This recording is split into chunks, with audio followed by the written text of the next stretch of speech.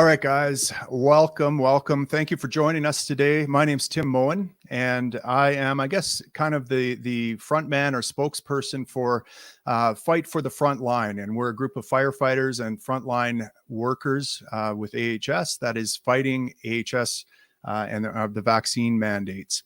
Now, I've got a bunch of guests lined up. You're going to hear from a bunch of our frontline workers today. You're going to hear from some of the people working behind the scenes. I'm going to give you an update on our legal case, tell you where we're at, and you know, I'm going to have a call to action for you. We're going to need your help. AHS is the first domino to go, and once we're able to repeal this mandate, there's going to be a lot more good that comes of that. And so all hands need to be on deck with this battle. But first, I want to tell you a little bit about why I got involved in this fight. You might ask, why this fight? Why now? Some of you who are on my channel will know me as the former leader of the Libertarian Party of Canada. So I've always been fighting for liberties. It's been spread out over a wide range of policy issues and societal and cultural issues. And I retired, I guess, from politics this past summer. I decided, you know, I've done my share. I've fought the good fight. Can't say I didn't try. And my plan was just to lay low and focus on my career and my ambition. And then came along this vaccine policy. Now, at first, I was like, I'm not happy with it. I'm not happy with a lot of civil liberties that our government imposes on us. This particular one doesn't affect me because I'm fully vaccinated. So why am I getting involved in this fight now? Why this fight and not others? I'm going to play you a clip. And this clip is to use language of the left, could be a little bit triggering. So I'm going to warn you right now, there's strong language in it. It may tug at your heartstrings. It's definitely not Sunday go to church day language being used in it, but I think it's important because it highlights why I'm in this fight. It highlights why so many of us are in this fight. And, you know, I should also tell you that I have permission from the gentleman you're going to hear on this recording to play this clip. It was during a private moment in behind closed doors where he is pleading with his union and his fellow firefighters to please stand up for his brothers. So I'm going to play this. It's about 3 minutes long. Here we go. How are we all in a tough spot? Because I'm looking at losing my job. I'm looking at losing my house, and I'm looking at very few options other than. How is that not fucking coercion? How am I not being forced to do this? This is fucking wrong. And everybody's sitting fucking silently while this fucking happens. And I'm losing my shit. And I don't know what the fuck to do. Because I sure like eating. I sure like living in a fucking house. And I've worked 24 fucking years. And I feel like I'm fucking being put out in the fucking rain. And I'm being told I'm represented. I've never felt more unrepresented in all my fucking life. Because we're AHS, we're contracted, we can't deal with that. This is constitutional, this is human rights shit. This is fucking wrong. They have no right to say that they're going to put me on unpaid leave. That's what we should be fucking fighting. And it should be all fucking in. It should be everybody on this fucking department standing against this. I don't care if you want to get the fucking injection, get it. But there's no fucking way anybody should be forced to get an injection to keep their job. That's wrong. I'm sorry. I am so upset. I'm beyond fucking reasonable, I know. And I'm sorry for raising my voice. I'm sorry for swearing, but I am at my wit's fucking end. I only have a few fucking options to make sure that my wife gets the fucking money that she needs. And one of those fucking options is if I'm not here. So don't think for one fucking second that this ain't fucking serious, and we're all fucking in this. This is our whole fucking department. My brotherhood. I'm gonna go home and I'm gonna fucking try to get to sleep before 4 in the fucking morning without putting a dozen fucking pills in my mouth to get to sleep. And I do that every fucking night. I am so fucking stressed out about this. I cannot comprehend what's going on in society, what's going on in our city, in our province, in our country. I've got 10 more years to work here. And I don't know if I'm going to be here in 10 fucking days. And I'm tired. I am fucking worn out. And I fucking give my blood, sweat, and tears for this fucking job. Where the fuck are the balls? Where are the men? I'm sorry. I have to go. Have a good night. Well, there you have it. That's why I'm in this fight. This is personal. It's personal because my brothers are being affected by this. It's personal because it's not just their livelihoods that are on the line. As you heard there, he alluded to his wife might be better off if he wasn't in this world. We're fighting for their lives in some cases. And, we've had to bury a firefighter from St. Albert this past week who took his own life. I've had to bury a member of my department a couple of years ago. And, it hits close to home. So that's why I'm in this fight. And that's why, I'm begging and pleading for help here from people out there in social media world. And we're going to get into how you can support us. I'm going to put the website up right now. Let's see here. There we go. So if you go to the website, you can sign up for regular mail alerts. You can get updates and calls to action. We have raised money for the legal fight. We're pretty good on that front, but these guys are going to need support if and when they lose their jobs. They're going to need mental health supports. They're going to need they're going to need money to pay bills. These are people that have broken their bodies for their community. They've broken their mental health for the community in a lot of cases. And, they wouldn't hesitate to run into a burning building and put their life on the line to pull you out of it. And so this is your opportunity to fight for those who fight for you. And that's what the name of our organization is called, Fight for the Frontline, because we're asking you to help us fight for the frontline. And we're going to introduce some of those frontliners here very shortly. First, I want to bring in someone who's helping behind the scenes, and she is a great help. I first met her. I actually served with her on the Alberta College of Paramedics, which is the Alberta regular. We're I guess, similar to the College of Physicians and Surgeons, but we regulate paramedic practitioners in the province. And she was the president, and I served as her vice president. She's fantastic in all the ways I'm not fantastic. And so I'm super grateful to have Dusty here, and welcome Dusty Schlitter to the live stream. Is there any way you could tilt the camera down a little bit, Dusty? I see a lot of you. Perfect. Beautiful. Okay. Awesome. Okay. So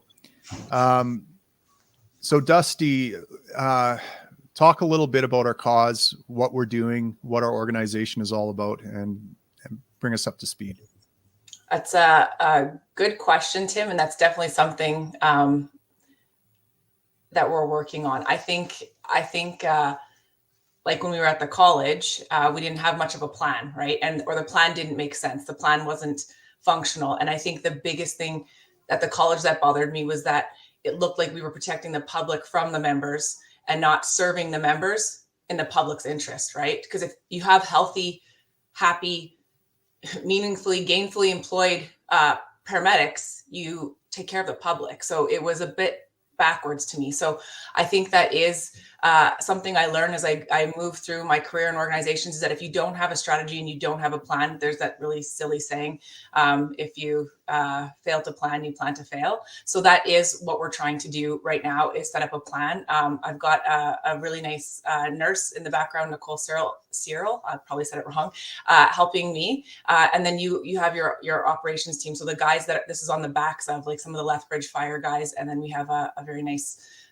web and IT gentleman that's offered to help us. So we're trying to figure out what our strategy is. The one thing I do want to say is we get a lot of communication from people. They're upset. Everyone's upset. I get it. My spouse has been on unpaid leave since discarded by his fire service as of November 1st. People are very upset. And so I think it's important to align expectations. And so they're coming saying the union, isn't listening to me. My employer's not listening to me. And so I take that information, I feed that back to you. I feed that back to Derek. That's really good for us for legal strategy. But we don't have standing to go fight that union, right? We may have suggestions for how you can interact with your union, but I just want to make sure that there's not an expectation that we're able, I would love to, trust me, and one day maybe we will. I would love to lead that charge and go advocate to these employers, because what is happening right now it's criminal, in my opinion. So we are working on a strategy on how best to serve, and then how best to serve all of the frontline demographics that subscribe or support us. Right. Yeah. And the other thing that we're doing, that Dusty has been, I'm kind of the front man, I'm good at talking in front of a mic and gathering people to the cause, but I'm terrible at dotting I's, crossing T's, doing the organizational work. And that's why I appreciate you so much, Dusty, is that you're able to take that on and you're doing a fantastic job. And I know one of the things that you're doing is you're gathering all these documents, correspondences with union employers, and you're collating them and you're organizing them and creating essentially a catalog of interactions that we can pull on in terms of our legal strategy, if it shifts, or if we need to pull out some information about, what's the union saying about religious exemptions. We can do a search and we can find the correspondences from the unions about that. And so that's all fantastic work. But I guess we should give folks kind of an update about where we're at with our injunction, with our legal injunction. And we're planning to go file an injunction in about a week and a half, right before the deadline. We're preparing our case right now. We have 3 or 4 people on the case. All right. Our legal strategy is essentially this. We want to be laser focused. Now, there are some people fighting constitutional battles using different legal strategies, and that's great. The more legal strategies out there and the more people fighting this, the better.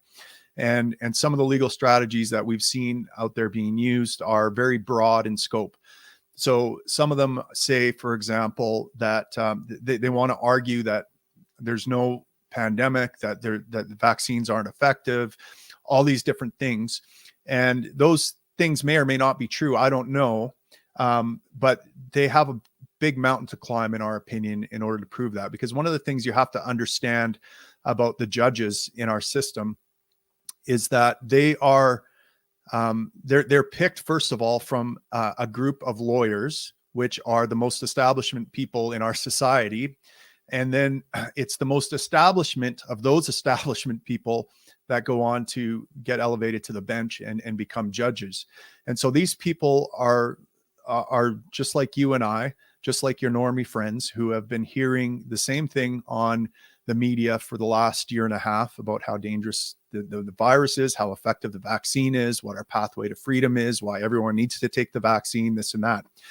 And so to go in there and say, well, there's no pandemic and this vaccine is basically useless, it's going to fall on deaf ears. You're going to be fighting an uphill battle. And so, I know we like to imagine the court system is this kind of objective, detached body that looks at objective law and operates essentially like a machine that can discern, you put in the best legal argument, you get the best legal outcome, but that's not exactly how it works. It's made up of humans. And so our legal strategy is to take the establishment's rules and narrative and and not challenge it. What we're going to do is we're going to say, okay, even if all the things you say are 100% true, even if they're worse than what you say, what you're doing is still wrong. So we're attacking this from 3 different angles.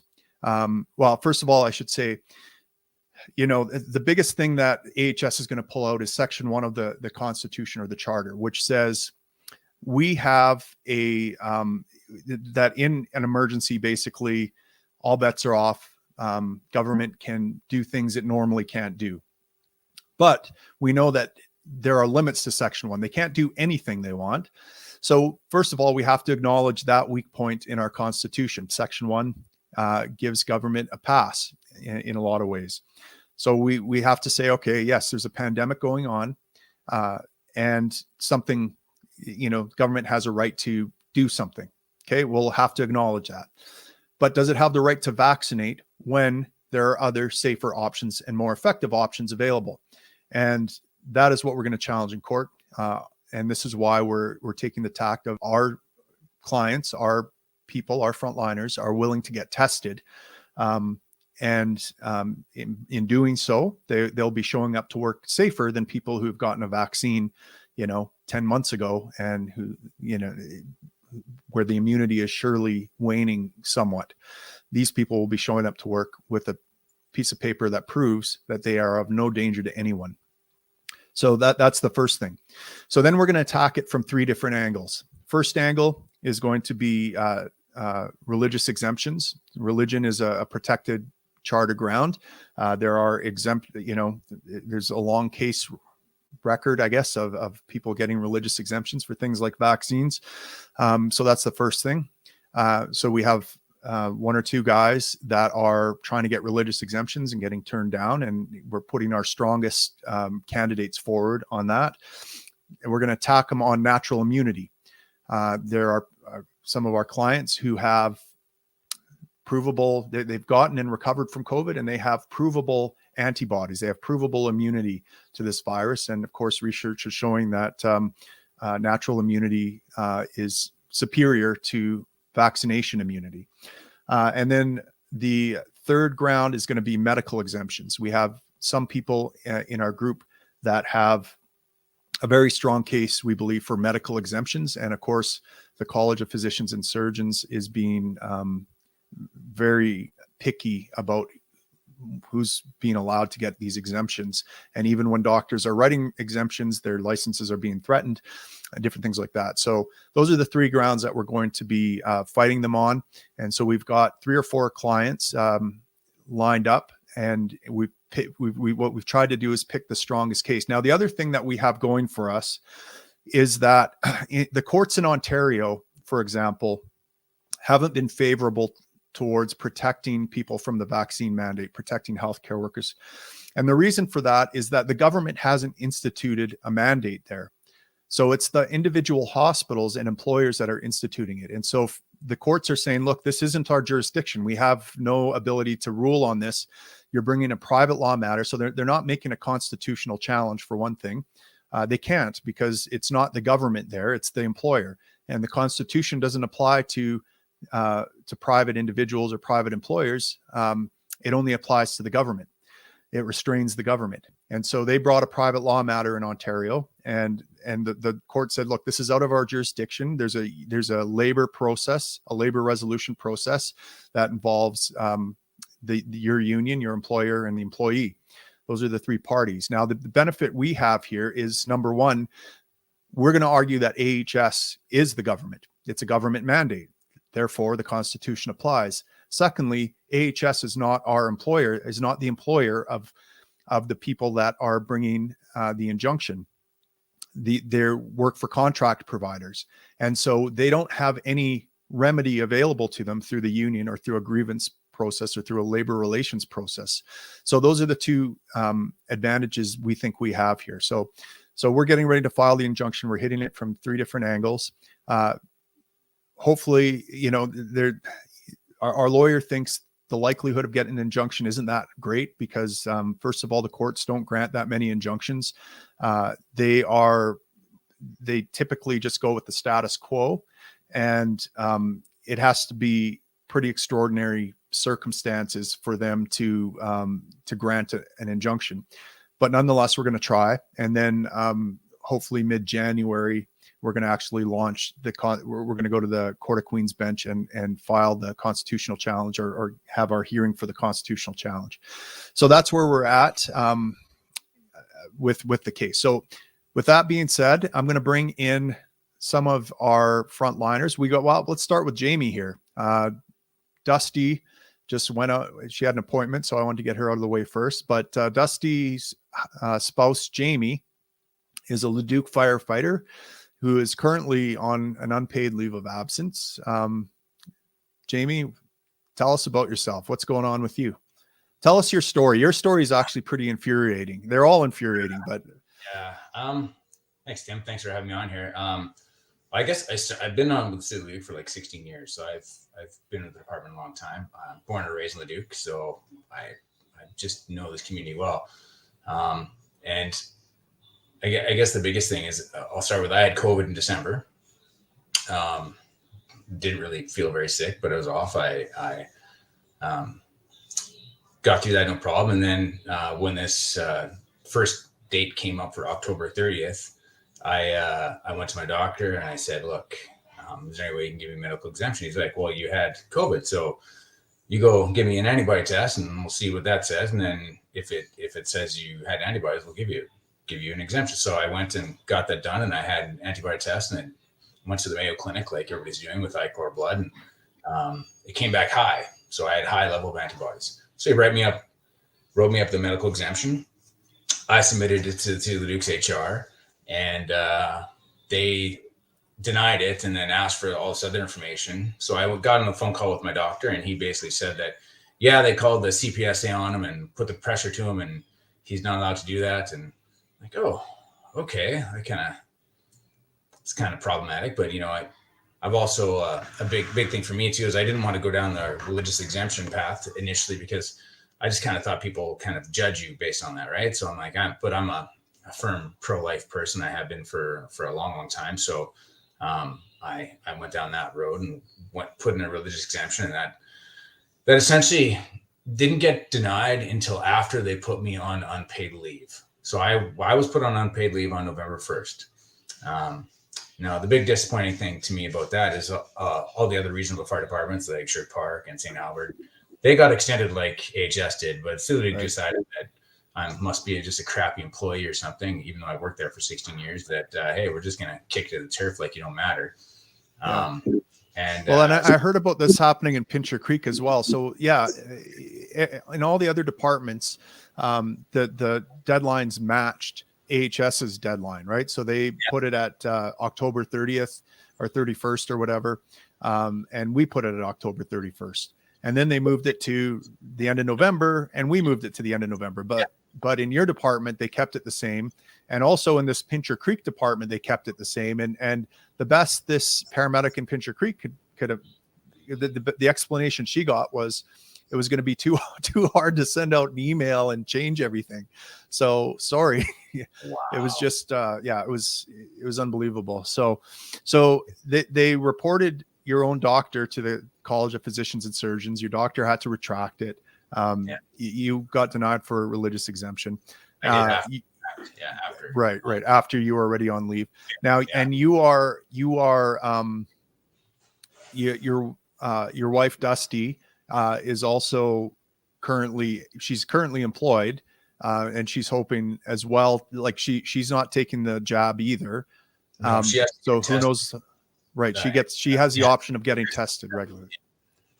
Even though she's for home, she still has to get tested every 3 days. And what's your financial situation? I don't want to be prying here, but people need to know how this is affecting. It's tough. If Dusty loses her job too, we're definitely going to be up the creek, right? Yeah. Sound close and all that kind of stuff, right? So, it's no joke. It's just shameful. You feel discarded, you feel like you don't matter. I was good October, all the month of October. So clearly the 30th, I must have just immediately got deadly to every patient I'll ever interact with that day. Like the days before I was okay. Yeah. So it just doesn't make sense. And then it shows that they really don't value their employees at all, right? If they can just discard you, right? Like it, and you talk about the date. Well, regionally, all our departments try and mimic each other so that they're doing the same thing, and so that the unions don't complain, right? Yet in this situation, they didn't. So I don't know if it's just an intimidation tactic because they just want to try and intimidate me till I get the jab. But like I just don't believe in it. I can't do it. I don't. Against the whole HE cell line 293. I don't drink Coke anymore because I use it. There's a lot of things I won't do because of that, right? Like so. Right. Yeah, and we're going to get into religious exemption a bit. Thanks, Jamie. I'm going to bring in some of the other frontliners. Hang out in the back here for a bit because I might bring you in as a group and just have a free-for-all chat here. We're going to move over to Ian here. Ian Clavel. Welcome, brother, to the live stream. How you holding up, Ian? Honestly, Tim, it's without question been the most challenging time in my life. My wife happens to be a registered nurse. She's been in the industry for 16 years. Myself, I've been on my current fire department for 21 years and 25 years in the industry. And as everyone can attest, no matter which side you're on, this is really unprecedented. And for us, we have 4 daughters, and we're a week away from basically being a family without an income. So the impact has been profound. The loss of sleep has been well noted. It's basically been zombie land for me for the last 2 months, just with the prospect of losing not only your source of income, your source of employment, but a job that I'm highly passionate about. I can say over 21 years, I'm one of those that still love going to work every day. Positive attitude, try to spread that around, in tough times, dealing with AHS as being a contract EMS provider. It's definitely put, a lot of our integrated departments in hard times, but, I've always tried to, make the best of the situation. And I think what's hardest about this situation is you try to get union support. Their hands have been tied. You try to get support from a department that you were, a big part of, and part of the department's success collectively with my crews. And all of a sudden your employer is basically not helping either. I think when I look at this situation and being a reasonable human, I think it would be what's happening right now is extremely unreasonable. In the fact that we're all willing to take a test, we know that we could go to work safe. None of us are bad people, and that we've never put people at risk. We serve. That's what we're here for. Well, I'm going to stop you there, Ian, because I work with you, and folks, Ian he's an officer in our department.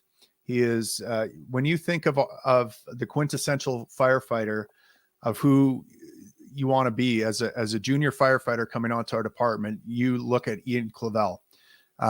He's the quintessential firefighter. Not only is he involved in training and just being a stand-up guy who goes the extra mile, involves himself in extracurricular committee work and charity work, but he's one of the core nucleus of our peer support teams. When I think of, I've done a rough call, and I need to talk to someone, there are 2 guys that come to mind that I want to talk to, that I feel the most comfortable talking to. One is you, and one is another gentleman that is threatening to lose his job. So we're not just losing. So it's not just, you guys losing something. It's us that is losing something. It's our community that is losing something. How do you replace 20 plus years of dedicated service, of mentorship, of a shoulder to cry on for guys? It's just that you can't replace that. These guys are one of a kind. Anyway, sorry. Yeah. I appreciate those words, Tim. And You know, and from my perspective, I look at this job as I had 15 to 20 years left. I'm halfway through my career, and I leave it all on the field, and my plan was to continue to do that, support my family with a good, secure, what I thought was one of the most secure jobs you could ever imagine. And all of a sudden, this pandemic comes along with a vaccine that for some reason they've been able to pull the wool over eyes of many, saying that this is safe and effective. I don't need to go into that. I think going back to the reasonable person, I think we all see what's happening. Yet I'm going to lose my job because I won't join the trial. And we talked about religious exemptions, and I, like Jamie, have lived a life of I've been pro-life. I've been a Christian that's followed my faith. It's really made me who I am. And have attempted to use my religious exemption as it should be lawful to use in a situation like this. Right now, I'm up against resistance on that. I don't know how it's going to turn out, but I've been told that it's a long shot. Ian, talk a little bit about that, because I was blown away. You had to swear in front of a commissioner of oaths that these were your earnest beliefs, your sincere beliefs, and case law is pretty clear in Canada. If you look up the Anselm case, the court said our job is not to be theologians here. It doesn't matter if there's an argument in the church or if your church leaders don't agree with your particular stance, even as long as your beliefs are sincere and they have a nexus with religion. In other words, they're associated in some way with your religion. They don't have to be directly related to your religion, but they have to be adjacent and connected somehow. Yours clearly meet those definitions. So you are sincere. Now you hand in this commissioner of oaths thing. You bring a letter from your priest. That wasn't good enough for them, right? So what did they ask you to do then? Yeah, so I was basically faced with a series of questions, basically questioning the validity of my beliefs, which was hard enough. But I guess the hardest part of those questions were basically it came to the fetal aborted tissue aspect that wasn't the sole purpose of my request at all. It was just mentioned. I was attacked on that front through lawyers. I won't sugarcoat it. I think if HR departments were able to do their job, there's humanity there, and I think we would be able to have discussions. But when lawyers get involved, which is what this is turned into be all about, I was asked to sign another oath saying that I would never take anything that had any ties to fetal aborted tissue research or ingredients. And with that was a list of about 30 medications, including things like Advil, Benadryl, over-the-counter things. And I was supposed to sign an oath saying that I would never, ever use any of those things again, which to me, again, there's so many things in this whole situation that are outlandish, and there was just another example, and it was insulting. To be questioned on your faith is bad enough, but then to really question your character, that's what I deemed it as. It was an attack of character, whether it was intended that way or not. So it's humiliating. It's just further humiliation, right? And you know what's happening? There's lawyers behind the scenes, and it's their job to just pick apart your religious arguments. That there have been no religious exemptions approved that I'm aware of. But Ian, I'm stay in the back here. I want to get back to you in the group chat, but I want to stick on this theme of religious exemptions, because the next person I'm bringing on has a crazy story about religious exemptions too. So I want you to introduce you folks to Kate. Kate, you're a paramedic with a contract service provider, and your story blew me away. Tell the folks out there your story about how why you're around your religious exemption. Sure. Yeah. So this is not my first time having a religious exemption against a vaccine that was required of me. So I've been with the current company I'm with, which is Medivie Health Services. We're contracted underneath of AHS.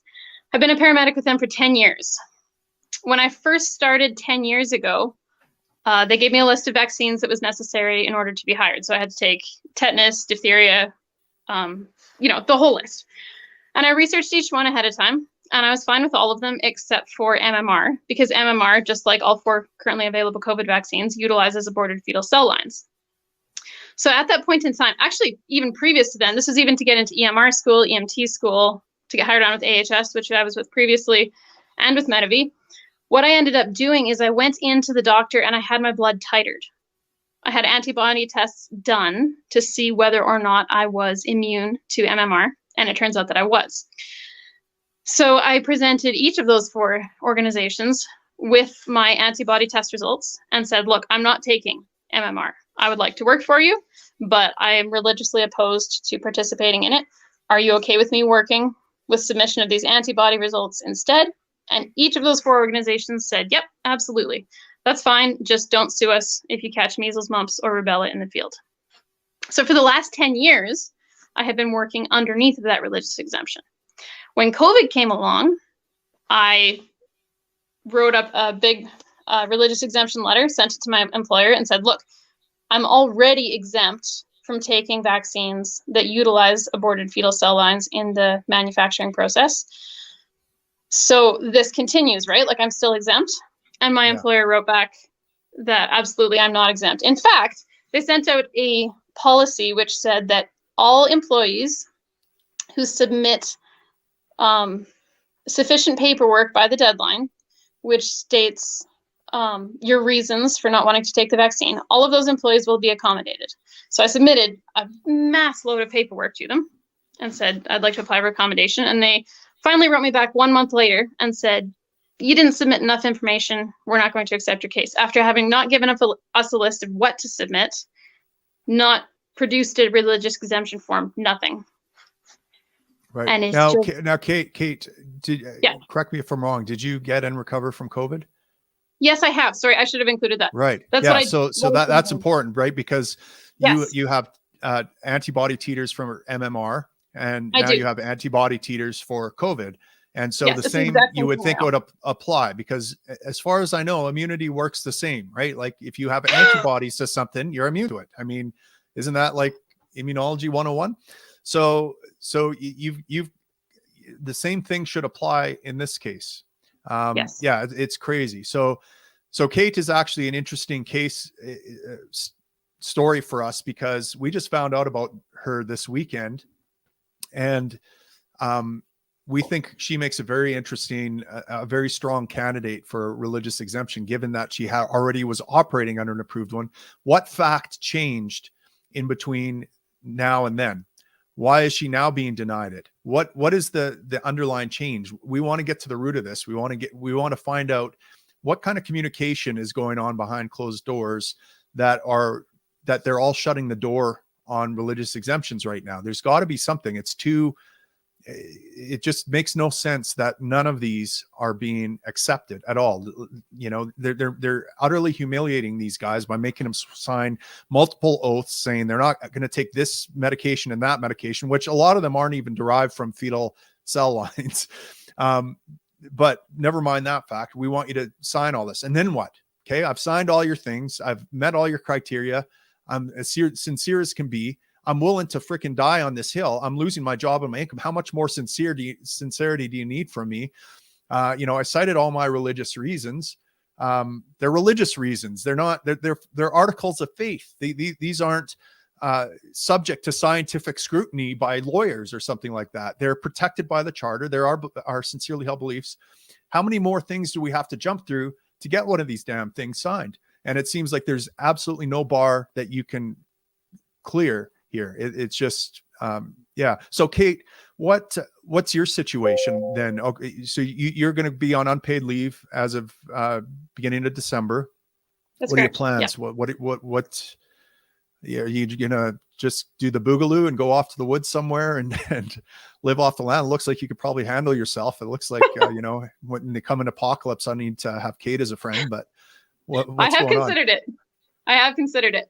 No, at this point in time, I was going to be fired like everybody else, or not fired, but put on permanent involuntary unpaid leave of absence. Constructively dismissed. Yeah, not very That's constructive. the same as fired in my book. It's a dirty way of firing someone, so you can't get your benefit. Yeah. Anyways, that was going to happen November 1st. They've backed it off till December 1st. So up until now, I'm currently working on ambulance. I got off this morning. I'm working pretty much every day until the end of the month. As of December, I actually was allowed to apply for my banked days and my vacation days. I know a bunch of AHS employees have been denied any sort of application for that in December, which is so wrong. But my employer, my manager, wonderful human being, love him to bits and pieces, and he's letting me apply for that stuff. So I have income until the end of December. After that, I mean, we had these legal battles. We're fighting it. Yeah. We're praying for a miracle. But if that doesn't work, I guess I go back to bear guiding and taxidermy. Well, I mean, that actually sounds pretty cool. How do I get into that? But it is cool, but I love this career. I mean, I spent my whole life building towards this. I've been doing this for 10 years. I don't. Yeah. I don't want my community to be short on paramedics because of some arbitrary law that makes no sense. Yeah, I agree. Well, you know, look, you're going to be a sought after commodity in the coming apocalypse. And I feel like I need to learn some skills from you. So maybe you could start a business teaching, you know, I don't know, city boys like me, some of your ways, but all right, Kate, thanks. So will you stick around and join us for a group chat in a bit here? Absolutely. Beautiful. Awesome. Okay, we're going to move over to Brian. Now, a lot of you may have caught my interview with Brian on this channel, on this YouTube channel before. Brian, welcome to the live stream, brother. You're muted, Brian. Can't hear you. Got it. You'd think I'd have this figured out by now. Oh, man. You puts the wet stuff on the red stuff. You're not a computer guy, right? Keep it simple. All right. So Brian, we've heard your story before. You know, you were injured fighting a fire in your community. You have a medical condition. You don't want to jeopardize your recovery. So you're the guy we're using as our medical exemption, because if anyone should meet a medical exemption, it should be you. And given the fact also that you're not even on the front lines right now, you're on modified work because you're recovering from the very thing that you're trying to get an exemption for. They're saying you're not fit to go in the field because of the sacrifice you made serving your community. But yet you have to be vaccinated. So how are you holding up? I would say about as good as everybody else. Yeah. We're coming down to the crunch here, and I can imagine you guys are all stressed and you're pulling your hair out. You know, we played that clip of that firefighter losing his shit earlier. He was one of the vocal ones. He's able to express himself, let's say. But a lot of you guys, a lot of folks are suffering in silence. They don't have the voice. They thought, I have my brothers. You know, and a lot of guys feel betrayed. They feel betrayed by the brotherhood. You know, it goes back. Some of us still have that kind of sentimental thought from Backdraft. You know, Backdraft was a movie that got a lot of us into this, just like Top Gun, I'm sure, resulted in a lot of fighter pilots. Backdraft resulted in a lot of firefighters. One of the lines from there is, you go, we go. And it doesn't feel like that right now for a lot of guys. No. Yeah. But we got some plans, you and I, Brian, this week. You know, do we want to talk about those here at all, or? Yeah. Your call, Tim. Well, let's tell the folks what we're up to. One of the angles we're running on this thing. Well, we're thinking of making a trip up north, if that's what you mean. Yeah. So Brian and I are thinking about going out. We're going to go up to Fort McMurray this week. Now, why are we going to Fort McMurray? Fort McMurray's fire chief has told AHS to pound sand. They are not going to, they're a contract provider, just like all these other fire services and contract providers. They provide EMS, but they are not going to impose the AHS mandate on their staff. And the chief said to us, what is AHS going to do? You know, well, I suspect they're going to take them to court. And if AHS takes Fort McMurray, the regional municipality of Wood Buffalo, to court, we can go in as a third-party intervener and plead our case in those proceedings.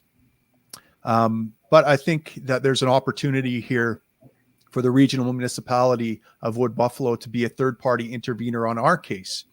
And so the pitch we're going to make to the fire chief and to the new mayor, Sandy Bowman, who's an old buddy of mine, who will no doubt, he's an MMA fighter.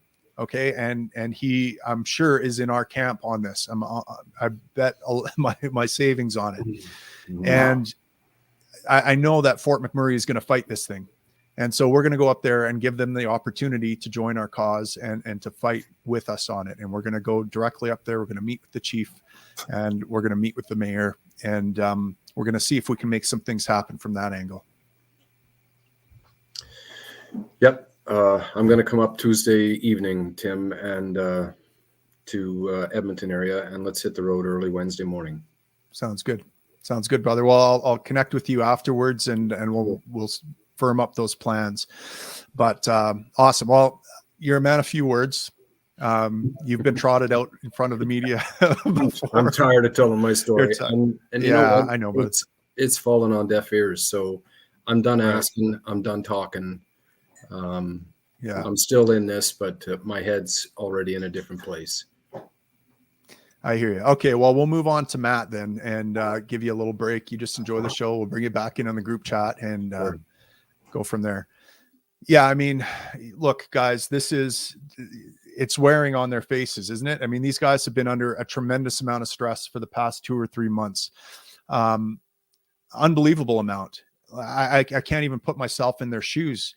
And operating at that level of cortisol excretion and just constantly gut churning and not knowing how you're going to pay your livelihood is just, I don't know how these guys are doing it. I really don't. But I know I got to help them. And I really hope you guys out there listening to this are going to help as well. And once again, if you want to help, I encourage you to go to our webpage, fightforfrontline.com, sign up to be a subscriber, and you're going to get regular emails. You're going to find out about these live streams that are coming up. You're going to find out about calls to action. We have our legal costs covered by Rebel Media. Thank God for Ezra Levant and Rebel Media. They're providing us with a war chest to fight AHS. But what we don't have is we don't have funding to help these guys with mental health. We don't have funding to help these guys pay bills. We don't have funding, even to pay for little things like Brian and I going up to Fort McMurray this weekend. So we're going to start doing some fundraising for some of those expenses. I know a lot of you out there want to help. You've been asking where you can contribute funds. We're going to have that up this week, I promise. And we're going to have a place for you to really help out. And believe me, those funds will go to good use. And you can fight for the front line. All right, I'm going to bring in Matt. And I'm not even going to try to pronounce his last name. Matt, how do you pronounce your last name? Again, you've told it to me like a dozen times. The whole name isn't on there. I think I left out the K by accident, or it's just too long. It's not showing up. It's Chalupnicek. It ends with Chalupnicek. All right. Chalupnicek. Yeah. All right. Matt is one of the people on our case, and we're using you, I think, for religious exemption, right, Matt? Yeah. Yeah. So we discovered Kate. But Matt, you have a number of things going for you. You are immune to COVID. You have an antibody test. You've gotten and recovered from it, and you're devoutly Christian, and you've been against these fetal cell lines and different things. And I imagine too, going back to my evangelical roots, I remember the Bible talking about something in Revelations about end times. There'd be a one world governance system. There'd be this mark that you have to take if you want to participate in the economy. And if you don't take it, you're going to be ostracized from the economy. And if you do take it, you're not going to go to heaven. You're going to be aligned with the evil forces or something like that. I got to tell you, even though I'm not a Christian anymore, a lot of things seem to be adding up here. And I could see why, if I was Christian, why this thing would be, they're basically confirming all, the evidence. It's like, okay, well, if you fire me and I can't participate in the economy, for sure, this is this is exactly what the Bible was talking about. You know, so if you want to convince me to take this vaccine at some point in the future, convince me that I can still participate in the economy even after I take this vaccine, or even if I don't take this vaccine, you know, because that seems to be an important part of it. But yeah, how are things holding up for you? Yeah, I have plans for making money, but as the Bible also says, like in James 4, like we can make our plans and for going to such and such a place and making money, but you don't even know what tomorrow will bring. You don't even know if you'll live till tomorrow. So we should say, if the Lord wills, then the Lord wills. So we also have our third child coming next December, or next month, sorry, in December on the 17th. So it's a little stressful, but like Kate, I get if I book off on the 30th of November, I get 28 days of like guaranteed stress leave. Our psychologist said you can get it, but after that point, if you want to apply for more stress leave, it has to go through WCB, and it's most likely not going to get approved. So I get till the 27th of December probably, and then after that, we're just kind of on our own. So yeah. Do you know if you guys are eligible for EI, or is that being denied? I don't know, but I mean, it's kind of a blessing in disguise that we're having a kid, because then I can go on pat leave around the same time, which is the same as EI. So right. I can do that for a bit. It doesn't pay very much. I think it's like $500 a week or something. Right. So you've got a family you're fighting for. Now, I kind of admire about you, Matt, is that there's a certain peace about you with all this. And I imagine that has a lot to do with your faith. But, you know, one of the things that has been crossing my mind a lot, and again, keep in mind, I'm an atheist here, is just at what point do you have integrity with something bigger than yourself, with your life's purpose, with principles, with meaning, with, you know, like the world is becoming corrupted. We can see that. We can see that in our employers, in the governments, in the culture.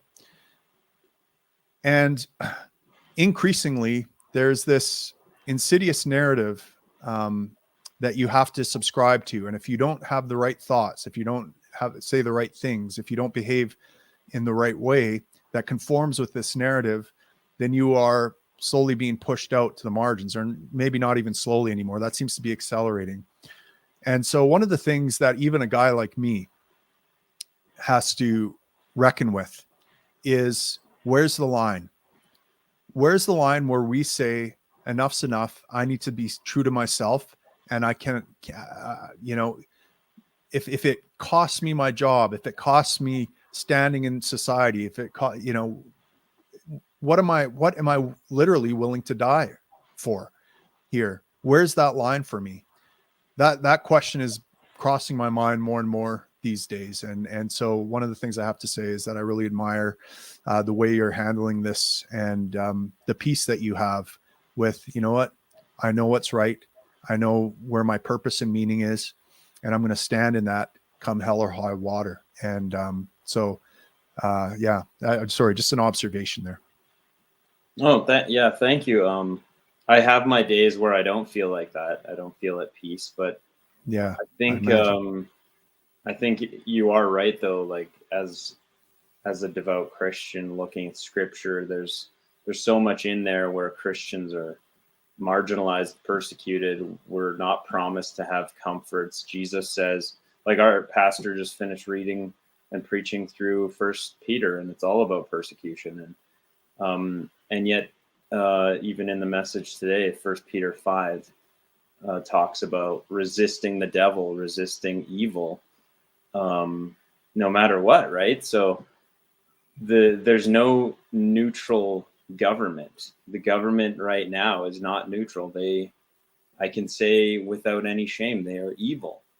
And sure, there's probably some people in there that are fighting evil, but overall, this is happening on a global scale, and I think resisting it is the only option. And I hope that other Christians feel this way, and other people in general, because this kind of started with the persecution on the church. And I say that it was because I think when you fence up a church and say they can't sing, they have to restrict their gathering size, right, and all these things, and then you imprison their pastors. I know a lot of people, Christian people who say they're Christian, who would say that that was not persecution. Without a doubt, that was persecution. And that was the first time it's happened in Canada. I found out it was the first time since the 1700s or 1600s with John Bunyan, the first time in the English-speaking world that pastors were imprisoned for simply going to church and doing what they've been doing this whole time. Yeah. It's radical to go to church. It's radical to meet with your family. The level to which government is intertwined in our day-to-day life is utterly unbelievable. I can't, our ancestors would not recognize this. Okay. I want to get to one more person here. Matt, thank you. Folks, by the way, if you have any questions, I'm seeing some questions pop up in the comments. Feel free, if you're on Facebook or YouTube or wherever you're watching this, feel free to type in a comment. We see all the comments. We see all the questions. We're going to get to a lot of these questions shortly. So if you have any questions, feel free to drop them in the comments right now, and we'll all try to get to them here in a bit. But Matt, thanks again, and stick around for a bit. I want you to be part of this group chat. Yeah. And we're going to move on to the last guy we haven't met here. Chris, are you there?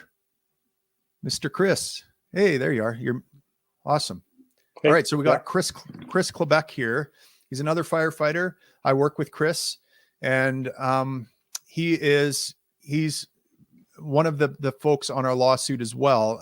We're using him for the natural immunity part and possibly the religious part as well. Him and Matt are essentially very similar in that they've both gotten and recovered from COVID.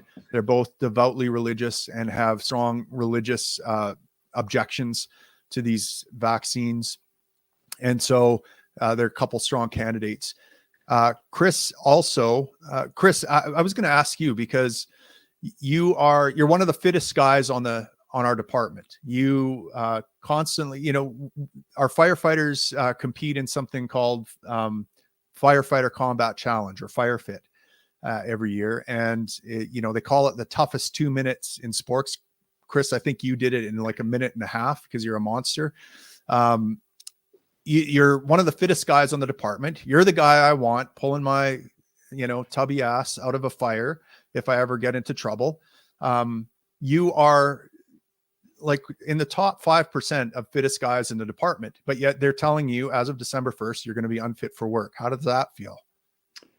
I don't even know how to explain it. It is the worst feeling ever. And as the deadline approaches, the end of next week, my next tour at work, I'll be off on nights because, like you said, I'm going to be deemed unfit for work. Like you mentioned, this past August, I did contract COVID, and I was off for the 10 days, and it was relatively mild for me. So I recovered, came back to work, and about a month later, I went and got my antibody test, and I have a piece of paper saying I have high natural immunity. And during this whole course of me being off, and in the last few months, we've had coworkers who have been double vaxxed, and they've been contracting COVID, and they've been off leave, sick time, because they've had COVID. So, but here we are losing our jobs because they won't recognize the fact that I have natural immunity, or there are individuals who have legit reasons to not get this shot. Yeah. So it's a terrible feeling. And I know you recently got married, right? When did you get married, Chris? Yeah. So we're celebrating our first anniversary on Tuesday. So the 23rd. Right. So a year ago.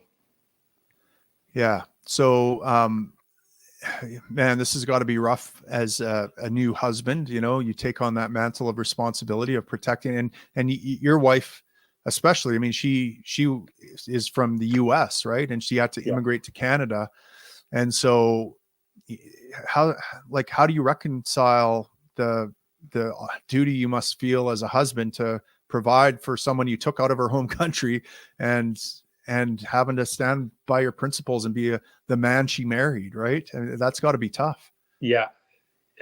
Like we're scrambling here. She's a nurse by trade. She's an RN. So over the last year and a half, we've been working on getting her paperwork transferred over, but she can't even work here anymore because of the restrictions. She can't even do the job that she loves to do. And we're just finishing up building a house, and we're doing it ourselves. So I still have bills to pay. I'm not finished yet. Like I'm going to lose my livelihood here, and I'm supporting my wife who can't work. So we are scrambling and trying to figure some things out, but it's stressful. Yeah. All right. Oh, thanks, Chris. So there's your Frontline. Oh, we've got one more here. Now I'm gonna ask if Jay, do you want to be introduced? If you do, show your face. If not, I will. Let's see if Jay wants to be introduced here. Hey, there you are. I'll see. I've got a few minutes. Maybe, guy. Now you look like you're out there hunting as well. Are you? Yeah. With what's supposed to happen here in the next few weeks, I need to go a couple of freezes if I can. So I've got an opportunity in an undisclosed place. So I'll share a little bit with you guys for a few minutes, and then I'll have to go here shortly. But really sounds good. Yeah, Chris. Chris, it hurts to hear your story, my friend, and I know a little bit of your story. Obviously, we work in the same space, so but I have to say that these times are just incredibly frustrating, and obviously unprecedented in our time for sure. But it's devastating to see some of these stories. I'm in a spot where I'm getting near the end of my career, and this was definitely not the path I looked at or anticipated exiting this career. I've been a firefighter for 30 years, paramedic for 36, and I've worked in and done a lot of different things within our department, within the community, and even in the province. And it's been one of the best things that I've ever done in my life, aside from being a dad and a husband, I suppose. But it's getting a lot more difficult. My kids have just moved out, and for most of them, anyways, and we're looking at trying to hammer down the rest of whatever we had left in mortgage, and get ready to start taking care of our grandkids, and that's looking like it's going to be a lot more difficult here in the next few weeks and months, and so it's just my story is definitely not the worst or most challenging move into this new world that we're living in, I suppose, but it is definitely still devastating. And my fight with this, not a fight, but my journey with vaccines in general and understanding vaccine technology has been 24 years now. I had one of my kids early on had an adverse reaction to just one of the vaccines, and I wanted to get to the bottom of that, and so I dove deep and hard into vaccine technologies and research and then even just with community nurses and things like that, just to try and figure out what was going on, and so I feel like I have a pretty good understanding of what vaccines are and are not, and can be and should be, and I have to tell you that what they're mandating right now is nowhere near that, and I know that most of you understand that and are probably feel that same sentiment, but I can assure you that the use of mRNA technology and even some of the other vector vaccines, it's an absolutely new path to delivering this kind of material into our bodies. So it's not well understood, and I think that even with what is understood about it, there's enough people out there that are crying to have it stopped because they know that it's not entirely good. Yeah. Yeah. And I mean, one of the sad parts for me is, you know, I work with Jay, and Jay is one of those guys. Jay's our department hugger. You know, you don't understand the value of a hug in our profession. We're not a huggy bunch, but we need hugs the most. And Jay's the guy that provides those for us. So what are we going to do now, Jay? How are we going to do this? Like, I'm not hugging guys. I'm a hermit. You have to force me into a hug. And when you do, I appreciate it, but I'm definitely not going out of my way to hug guys. I'll tell you, Tim, you're definitely not alone. And I've had to, this side of assault, hug a few guys when they needed it, but weren't sure they wanted it. But I have to say that it's really difficult. Sorry guys, I'll have to hang on here. I gotta go. Okay, Sorry. buddy. Yeah, no worries. We'll talk to you later. All right, guys. Yeah, that was Jay. So there's a sample portion, guys, of our frontline workers. I'm going to bring everyone in for a group chat here. Let me just figure out the settings. I think it's this one. Okay. We got Jamie, we got Ian, we got Brian, we got Matt, Chris, Kate, and we'll throw Jay in there. I don't know if he's coming back or not. Let's take some of these questions here, and we'll see what happens. So Kara asks, who qualifies as frontline? We hear about nurses, firefighters, and paramedics, but what about other areas in AHS that are frontline dealing with this too? Yeah, absolutely, Kara. Anyone who is affected by these AHS mandates is who we are fighting for.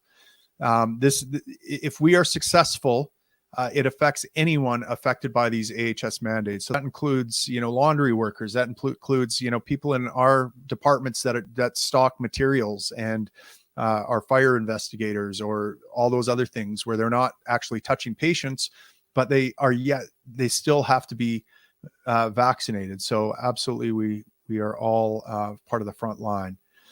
Have you guys heard from anyone else in your departments that are maybe not on the front line that are being affected by this? Like who are not touching patients, but who are like support staff or different things like that are having to get this, that don't want to? Yeah, I met a janitor with AHS from our hospital in Lethbridge. So he's going to lose his job. And then the office. Yeah, several people in diagnostic imaging, but I guess they touch patients, so that doesn't count. Even the office staff in our company are affected by this. We're a contract company, and they stay in the office in their own little cubicle all day long doing paychecks and whatever else. And it's mandated for them as well. Yeah. Here's a question we get a lot. Tim, how do people get confirmation if they're being included in the Derek Frum case? So how do you know if you're involved in the lawsuit or not?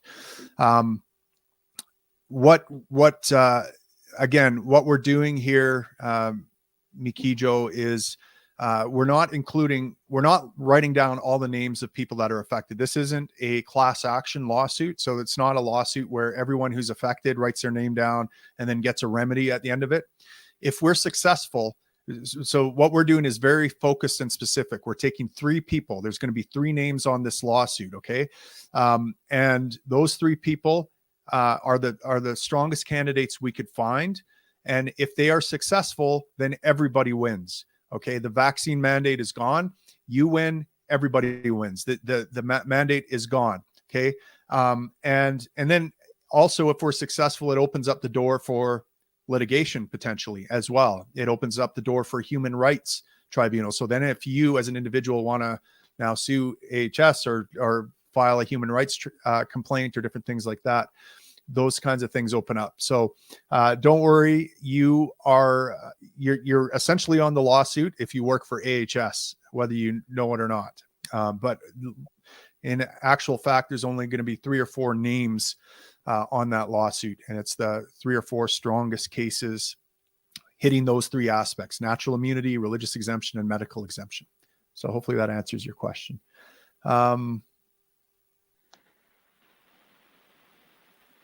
Here's another question by Rowan. When are the people administering these jabs going to go on record for what they are seeing? What are you guys seeing out there in the field? Are you seeing vaccine injuries or anything like that? I personally haven't transported any that I know in fact to be vaccine injuries. I have a lot of suspicions, but I have one coworker who I've talked with a lot about this, and he's been documenting. He has 5 cases of severe vaccine injury that happened within like minutes to days of receiving the vaccine. It was directly linked. And one of those patients ended up dying. Right. Yeah. You know, I've seen, my wife's an RN, and she looked after a lady actually that made the news here in Alberta. She got the AstraZeneca vaccine, died from some sort of cascade, blood clotting cascade that occurred. And, you know, I've had a couple patients. You know, one was an elderly lady who was having heart dysrhythmias and just feeling generally crappy about 4 days after the vaccine. It wasn't being resolved. It started like within 48 hours. And so I would imagine something like that was vaccine related. But part of the problem here is that, you know, and this has been my complaint from the start, is that they're not, it's difficult to compare the vaccine and the virus because they collect data in 2 very different ways. With the virus, it's presumed that, you know, if you had COVID, that COVID contributed in some way to your death, and therefore it's counted as a stat. Whereas the vaccine is not looked at that way. So if you die or get severely ill 2 weeks or at any point after getting the vaccine, it's not counted as a vaccine injury or a presumptive vaccine injury, the same way COVID is treated as a presumptive cause of death or something like that. So I would like to see, you know, the 2 looked at the same way. They work very hard to discount vaccine related side effects, and they work very hard to include COVID related side effects. So it's very difficult to get a solid risk assessment on what's the risk of COVID versus the risk of the vaccine. I had one patient who was definitely confirmed by her hematologist to have had a vaccine injury, and she's very vocal about it. Right. Yes, and I hope to have that person on a live stream here in the future. So that, again, this is why you need to sign up to be a supporter or a subscriber at Fight for the Frontline. It doesn't cost anything. You just have to, you know, we send out an email every week or so and give you updates. That's all. So you just have to deal with a little bit of spam from us, but we give you important information. Like, hopefully next week when we do a live stream, I'm going to be able to interview someone who actually got vaccine injured. All right, let's see what else we got for comments here. I saw another question. Here's a question from Francesco. How do we get more support from other frontline workers? Yeah, this is the question, I think, right? We'd all like to see more support from our coworkers and from other frontline workers. I think a big part of it is the rhetoric we use. Okay. So if our strategy is to enlist more support, the worst way to do it, I think, is to come at people with arguments about vaccines or case fatality rates or questioning the science behind the mandates or anything like that. Here's the thing. Even if all the facts are correct, even if the establishment narrative is 100% correct, that there's a huge emergency pandemic and that the vaccines are even 100% safe and 100% effective, even if all that's true, it still doesn't justify anything that they're doing. And so I stay away from all those arguments. I don't care about those. I just say, you know, well, how do you feel about me or this coworker or that coworker losing their job? How do you feel about the fact that they're willing to show up work safely by getting tested and that's still not accepted? These are all reasonable things that even the most pro-vaccine person will accept. But as soon as you start coming at people and challenging their belief in the vaccine and their belief in COVID as an emergency, they shut off immediately. You will not get their support after that. So guys, we have to stay away from always going down these rabbit holes. Like it's cool if you want to share information within your bubble about this thing and that thing. But if your goal is to get support from normies, from coworkers, from people that are just casual observers of what's going on and just generally go along with the narrative, then we have to attract them to our cause by saying, look, this is affecting me. I'm losing my job. It doesn't matter if we disagree about the vaccine, that's irrelevant here. I'm not going to take it. So now what? What do you think should happen to me? Do you think I should lose my job? Do you think the department's better off without me? Do you think it's unreasonable that I show up to work tested? Do you think that's not safe? Do you think a vaccine is safer than me being tested? These are the things that I'm using to talk to guys, and it's working. And guys are in increasing numbers supporting us. At the start of this, I remember guys kind of shrugged, and most guys said, well, like anti-vaxxers are kind of nuts. Like I don't understand their line of thinking. And now it's moved to, I can't believe we're losing these guys. This is so unfair. This is ridiculous. Who cares what their reasons are for not wanting the vaccine? I don't want to lose these guys. These are my brothers. So we're starting to see a change, and we're starting to see more and more people kind of stand up. So, that's does anyone else have any other advice? What kind of success are you having? What strategies are you using to get support? My biggest argument is, even if it was saline they wanted to inject in my arm and knew it was safe, I would still say no, because it's my constitutional right to say no. Right. So a lot of people argue with one, but that wins more people out. Yeah. Chris, what were you saying? A lot of the conversations I've had, I always try to find that common ground that we can both agree on. Because once I establish that common ground, then the guys will actually start to think a bit more clearly and start to ask questions. And one thing you mentioned, Tim, is like, is it reasonable to be allowed to rapid test? Like, who's safer? Like me coming to work every day with a piece of paper saying I'm negative, or a guy who's been vaccinated 9 months ago? Like, it's hard. Like, anybody I've talked to would agree. It's actually, you know what, Chris, you're absolutely right. I think it's totally reasonable for you guys to be allowed to rapid test. I think that would actually be safer. So if this is really about health and safety, it seems like a very reasonable option. So most guys, if not all of the guys I've talked to, have always agreed on that one thing at least, and then we can go from there. Yeah. Yeah, that's absolutely right. Yeah. And it's one thing, so we're moving the needle. Okay. Are these guys going to the wall yet? Are they storming the ramparts? No, but we're seeing a move in the needle, and that's an encouraging sign. That's a positive sign. I have no doubt that even if, it's firefighters would rather run into a burning building than speak publicly about something. It's the scariest thing in the world if you don't do it regularly.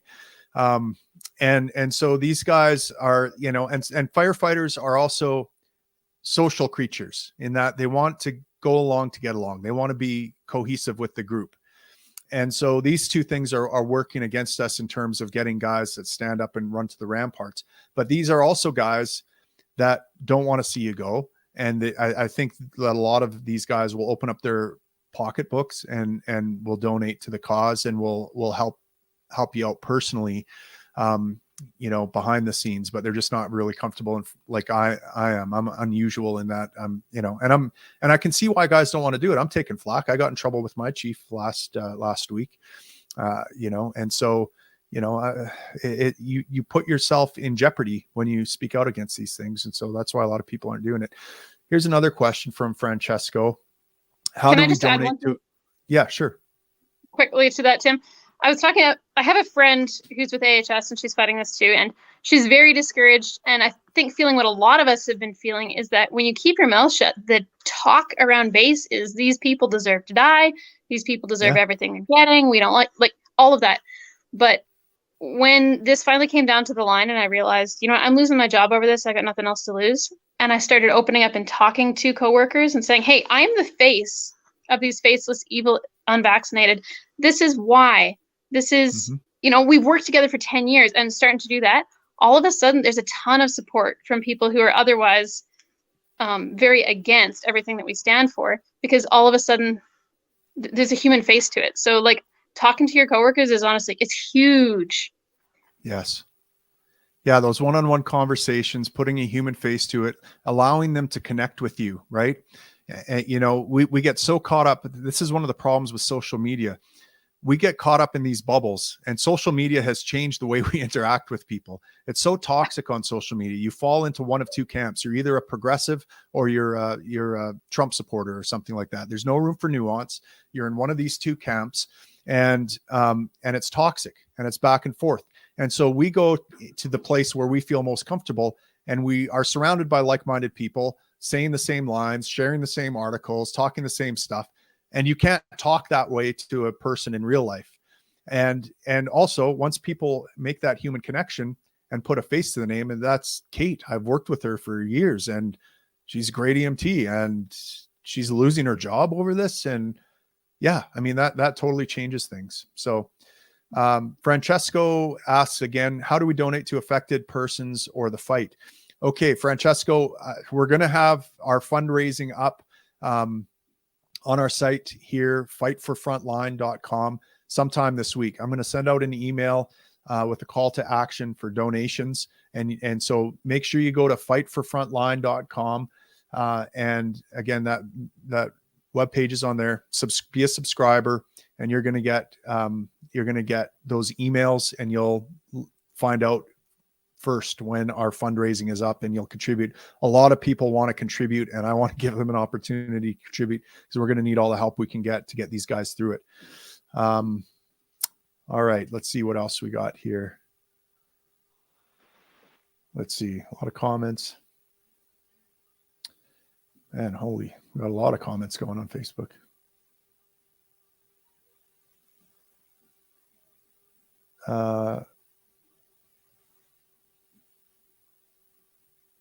Let's see. Unvaccinated deserve to die. Disagree. Say what? Yeah. No, the point here is that obviously there are a lot of things, a lot of people who make personal choices.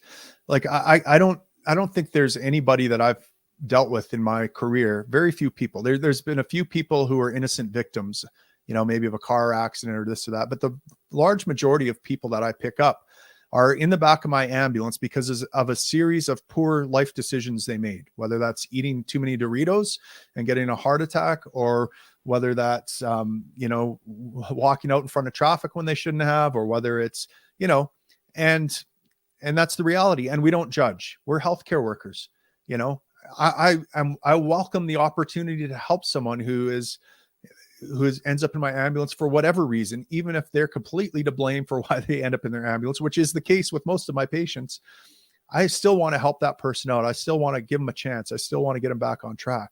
And it sickens me that people who have made a choice, even if you consider it an unhealthy choice to not get vaccinated, even if you consider it a terrible choice on par with eating nothing but chips and Coke all day long, you still treat that person with respect and dignity. You don't talk about them behind their back. You don't talk about how you put them in their place at the nursing desk. And we see this kind of stuff going on over and over again. And it flies in everything we know about healthcare ethics. All right.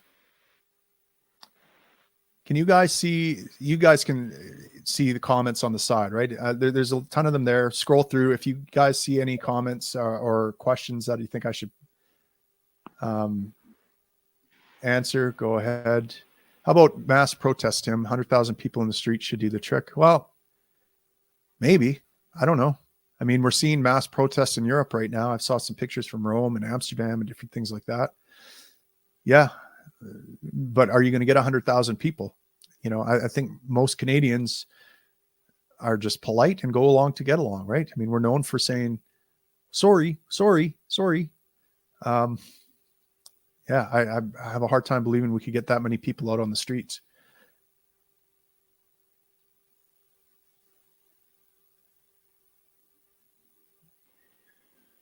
All right, let's see what else we got. A lot of questions here. Yeah, if you have any questions, drop them in the comments. If I haven't got to your question, drop it again in the comment section, because there's just so many comments to get through. And yeah, I see someone in here advocating for armed revolution. As you know, an interesting.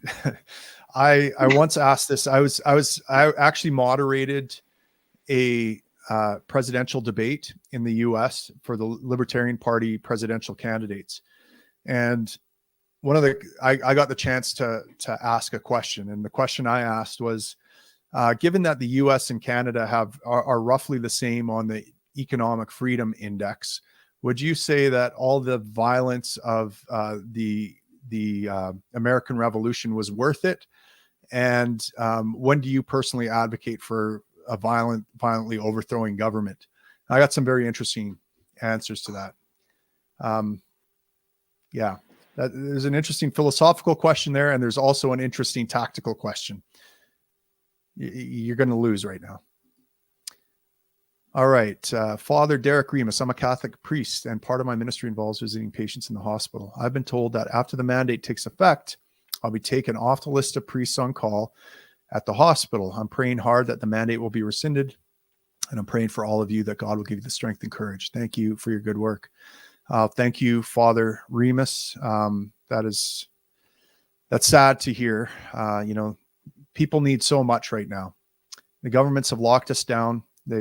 We see so many emergencies of isolation. People need connection and love more than ever, given the oppression that they're under. And yet more and more, they're being cut off from that. They're being cut off from ministers and that human connection.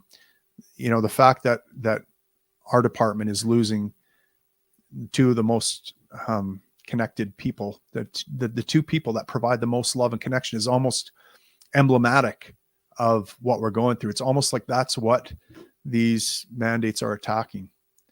But all right, let's see. Carmen Hertubice, have you contacted the news about doing a segment? This needs to get in the media.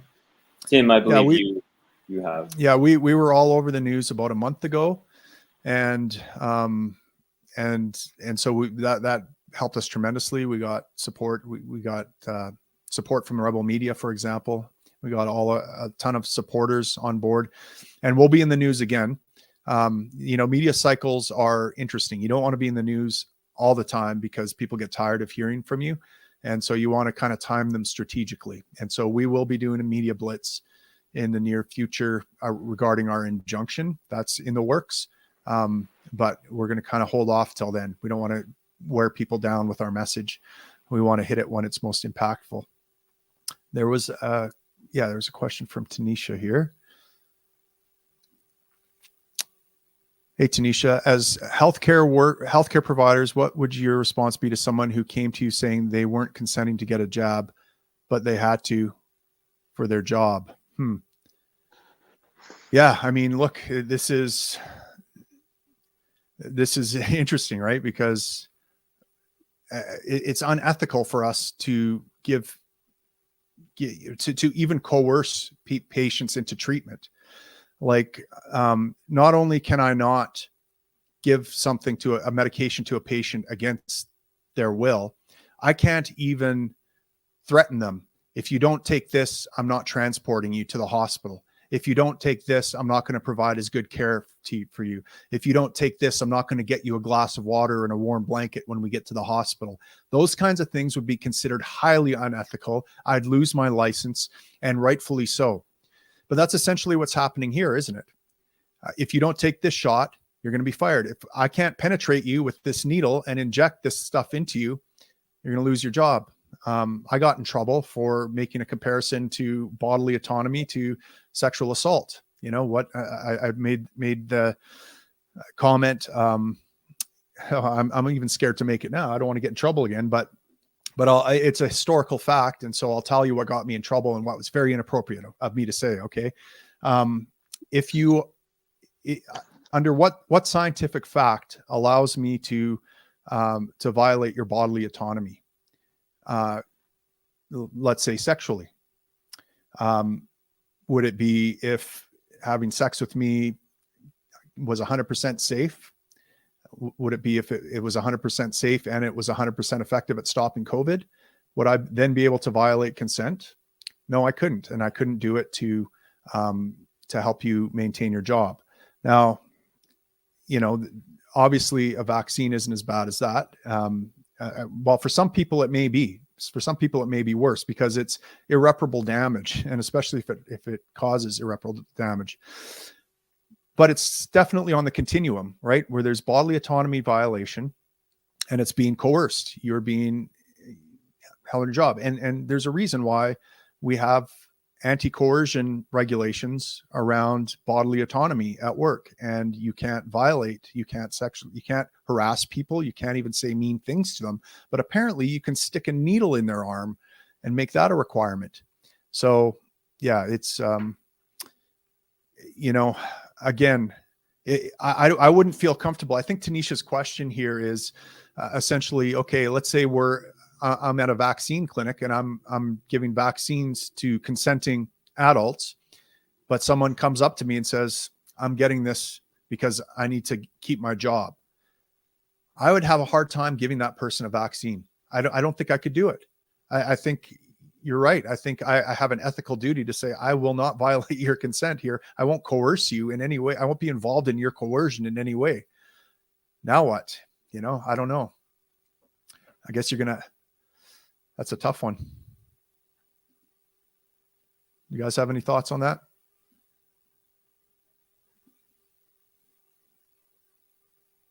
I'd say essentially the same thing. I mean, we have patients all the time where the family members want a procedure done to the patient, especially in the case of elderly patients and stuff. And if that patient is refusing it for whatever their reasons be, whether the good reasons or not, whether it's a treatment that they really could benefit from or not, ultimately they have the final say in what happens to them. And if I have family members who are telling me that I need to give a particular treatment to a patient or they need to go to a particular hospital and the patient refuses, the answer is no. You know, if you're working at a vaccine clinic and the patient is there and they're like, I don't want this, but my employer is coercing me, I think you would be medically liable for injecting them. Yeah. Yeah. In most situations you would, but it seems like all the people that are doing the coercing and the corrupt things are those that are most protected from liability these days. All right, guys, I think that we've hit all the questions. There's a lot of comments out there. We're going to do this again. I hope to do a live stream once a week. And thank you to all the frontline workers for joining in and letting people see your face and meet you. You know, it's important to put a face to this. And like Kate, you were saying, people need to see this isn't just an abstract argument that we're bullshitting about at the kitchen table. These are actual flesh and blood humans that are affected. And that's actually what got me in the fight. When I found out, you know, on an abstract level, I'm against this, but not against it so much that I would maybe get involved in a fight when I've spent the last decade fighting hard against this kind of stuff. But when I found out my brothers who were in this, that motivated me. That got me in it. So thank you guys for showing your faces, and hopefully it motivates some more people to get in. And once again, guys, you can go to fightforfrontline.com, sign up there. We would really appreciate it if you subscribed. We'd really appreciate it if when we put out a call to action, whether it's to share a link, whether it's to donate money, whether it's to sign a petition, whatever we send out, we ask that we thank you in advance for your support. It really means a lot to us. These guys have been putting their bodies on the line for their communities for decades in some cases. And now's your chance to give a little bit back to them. So thanks guys for joining us, and we'll see you all again next week, hopefully. Ciao.